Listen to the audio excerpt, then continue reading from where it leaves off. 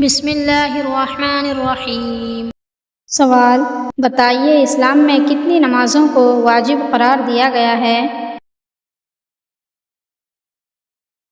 جواب: 3 نمازوں کو۔ سوال: وہ کون سے پہاڑ ہے جہاں موسیٰ علیہ السلام کو تورات ملی؟ جواب: کوہ طور۔ سوال: نبی صلی اللہ علیہ وسلم کی دست مبارک کس مسجد میں لگے تھے؟ جواب: مسجد نبوی میں۔ سوال: گھر کا کون سا کام کرتے وقت مانگے جانے والی دعا قبول ہوتی ہے؟ جواب: حضرت علی رضی اللہ عنہ کا فرمان ہے، جب انسان اللہ کا دیا ہوا رزق اپنے لیے یا اپنے گھر والوں کے لیے بناتا ہے تو اس وقت جو دعا مانگی جائے اللہ پاک اسے رد نہیں کرتا اور انشاءاللہ وہ دعا ضرور قبول ہوتی ہے۔ سوال: کیا آپ جانتے ہیں کہ جہنم کے انگارے کس کو کھلائے جائیں گے؟ جواب: حرام کھانے والوں کو۔ سوال: زیادہ وظیفے پڑھنے سے کیا نقصان ہوتا ہے؟ جواب: کوئی بھی نہیں۔ سوال: کس عورت کی کوئی بھی نماز قبول نہیں ہوتی؟ جواب: جس عورت سے اس کا شوہر ناراض ہو۔ سوال: کیا آپ جانتے ہیں کہ حضور صلی اللہ علیہ وسلم کے پہلے خلیفہ اور جانشین کا نام کیا ہے؟ جواب: حضرت ابوبکر صدیق رضی اللہ عنہ ہیں۔ سوال: کیا نہاتے وقت پیشاب کرنے سے کوئی بیماری ہوتی ہے؟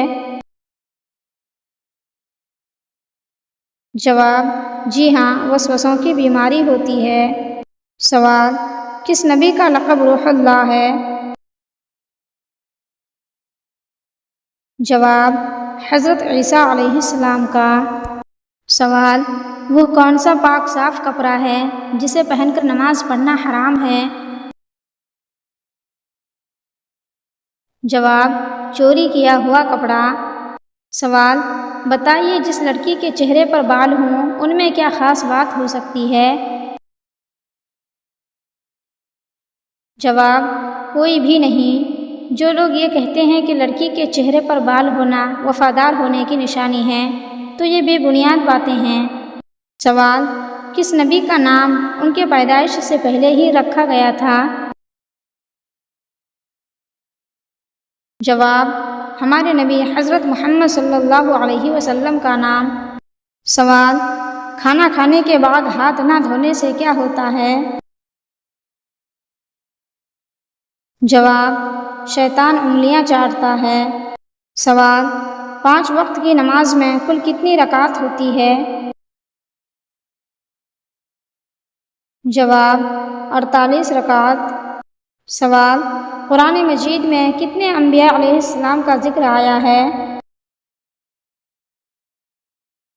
جواب: 26 انبیاء علیہ السلام کا۔ سوال: ناخن کو دانتوں سے کاٹنا کیسا ہے؟ جواب: مکروہ ہے۔ سوال: ایسا کون سا گناہ ہے جو نیکیوں کو کھاتا ہے؟ جواب: حسد۔ سوال: نبی صلی اللہ علیہ وسلم کے سب سے بڑے صاحبزادے کا کیا نام تھا؟ جواب: حضرت قاسم رضی اللہ عنہ۔ سوال: کیا عید میلاد النبی منانا جائز ہے؟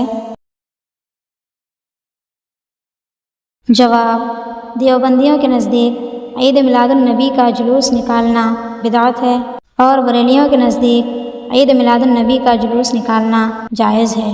تو آپ لوگ کمنٹ میں بتائیں کہ کیا عید میلاد النبی منانا جائز ہے یا بدعت، اور ہمیں منانا چاہیے یا نہیں۔